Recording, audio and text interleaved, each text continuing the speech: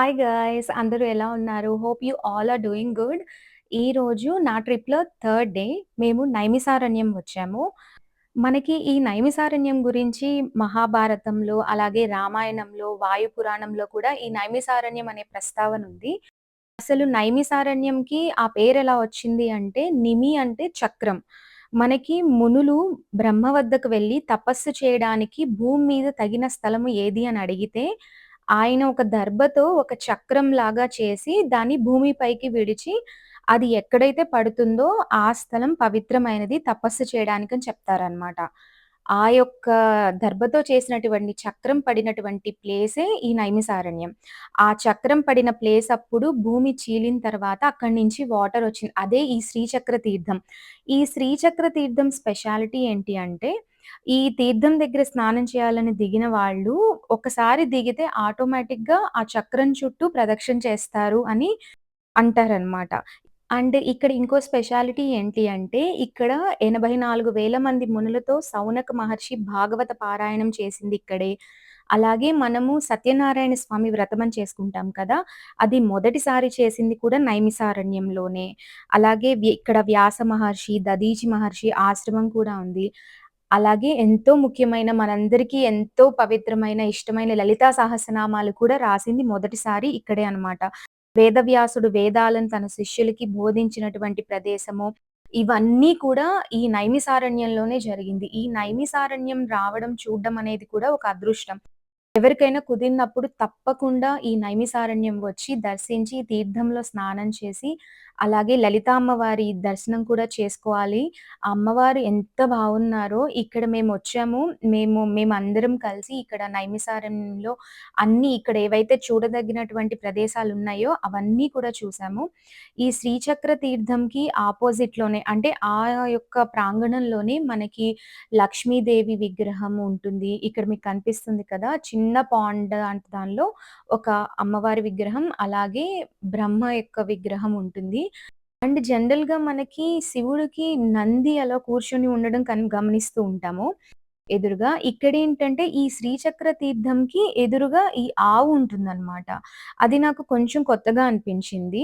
అలాగే ఈ యొక్క టెంపుల్ ప్రాంగణంలో మనకి శ్రీ మహావిష్ణువు టెంపుల్ అంటే ఇక్కడ ప్రత్యేకత ఏంటంటే లోపలికెళ్తే మనకి శివుడే ఉంటారు. మనకి ఈ టెంపుల్‌లో శివుడు, అలాగే విష్ణుమూర్తి ఇద్దరూ కలిసి ఉన్నటువంటి టెంపుల్ ఇది. శివలింగం ఉంటుంది. ఆ లింగానికి మనం అభిషేకం చేసుకోవచ్చు.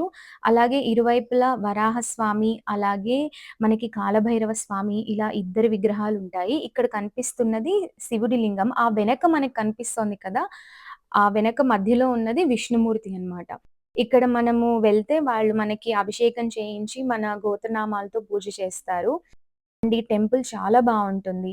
అలాగే అక్కడ చూడాల్సిన ఇంకొక మెయిన్ ప్లేస్ ఏంటి అంటే వటవృక్షం. చాలా అద్భుతంగా ఉంటుంది ఈ వటవృక్షం చూడటానికి. అండ్ ఇక్కడ సత్యనారాయణ స్వామి వ్రతం జరిగిందని చెప్పాను కదా!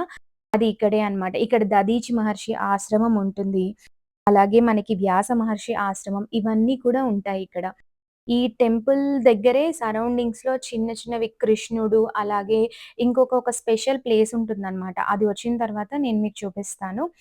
ఈ యొక్క వటవృక్షం వయసు 5099 సంవత్సరాలు అని చెప్పి అక్కడ చెప్పారనమాట. చాలా బావుంటుంది చూస్తే. ఇక్కడ లెఫ్ట్ సైడ్ మనకి ఒక హోమగుండం, యాగశాల ఉంటుంది. అది కొన్ని వేల సంవత్సరాల నుంచి వస్తున్నటువంటి యాగశాల. అప్పుడు చేసినటువంటి యాగంది ఇంకా కొనసాగుతూనే ఉంది. ఇది మనకు కనిపిస్తోంది వ్యాస మహర్షి టెంపుల్. ఆ టెంపుల్‌లోనే మనకి శ్రీకృష్ణుడి టెంపుల్ ఇవన్నీ కూడా ఉంటాయి. ఇక్కడ మీకు కనిపిస్తుంది కదా! యాగశాల. ఇది కొన్ని వేల సంవత్సరాల నుంచి ఈ యాగం అనేది కంటిన్యూ అవుతుంది అని వాళ్ళు చెప్పారు. మనం వెళ్ళినప్పుడు మనల్ని వాళ్ళు కొంచెం ఫండ్ అడుగుతారు. అది కంటిన్యూ చేయడానికి ఆ యొక్క కొమ్మలు, చెట్లవి అవి తీసుకొచ్చి పెట్టడానికి, అక్కడ పిల్లల్ని వీళ్ళు చదివిస్తూ ఉంటారనమాట. ఆ చదివించడానికి హెల్ప్ చేయమని. ఎవరికైనా పాజిబుల్ ఉండి మనం ఇవ్వగలిగితే అది చాలా మంచిది. అలాగే ఇక్కడికొచ్చిన తర్వాత వటవృక్షానికి ప్రదక్షిణలు చేస్తారు. అలాగే మేము కూడా చేశాము. ఈ ప్లేస్ కూడా నైమిసారణ్యంలో చూడవలసినటువంటి one of the most important place అన్నమాట.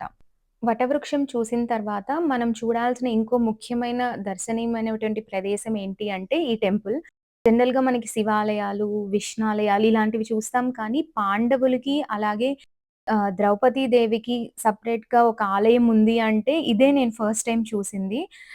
ఇక్కడ ఈ టెంపుల్‌లో 5 విగ్రహాలుంటాయి. అలాగే విష్ణుమూర్తిది. విష్ణుమూర్తితో కలిపి 6 అలాగే ద్రౌపది దేవి. మొత్తం 6 పెద్ద విగ్రహాలు పెట్టి పూజలు చేస్తూ ఉంటారు. నకులుడు, భీముడు, ధర్మరాజు, అలాగే విష్ణుమూర్తి, అర్జునుడు, సహదేవుడు, ఇటు పక్కన మనకి రైట్ సైడ్‌లో ద్రౌపది దేవి. ఈ అమ్మవారి విగ్రహం, అలాగే స్వామివార్ల విగ్రహాలు పెట్టి ఇక్కడ నిత్య పూజలు చేస్తూ ఉంటారు. ఆ తర్వాత మనం చూడబోయే ఇంకొక ఇంపార్టెంట్ ప్లేస్ ఏంటి అంటే హనుమంతుడి ఆలయం. ఈ హనుమంతుడి ఆలయం మనకి పాండవులు నిర్మించారు.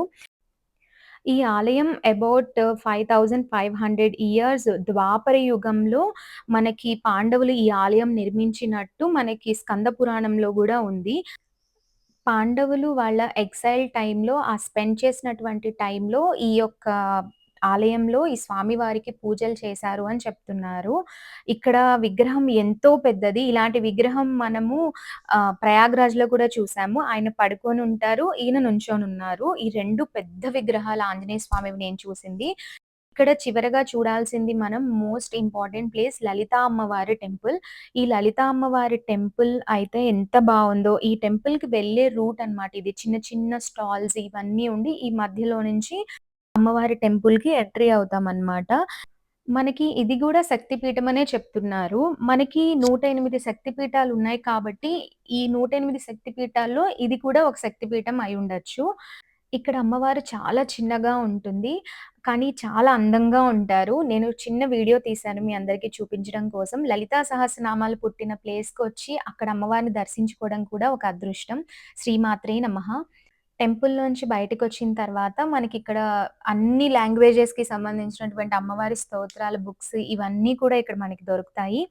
ఈ నైమిసారణ్యం యొక్క వీడియో మీ అందరికీ నచ్చిందని అనుకుంటున్నాను. మీ అందరికీ నచ్చితే like, share and subscribe to my channel. Thank you guys. See you soon in the next vlog.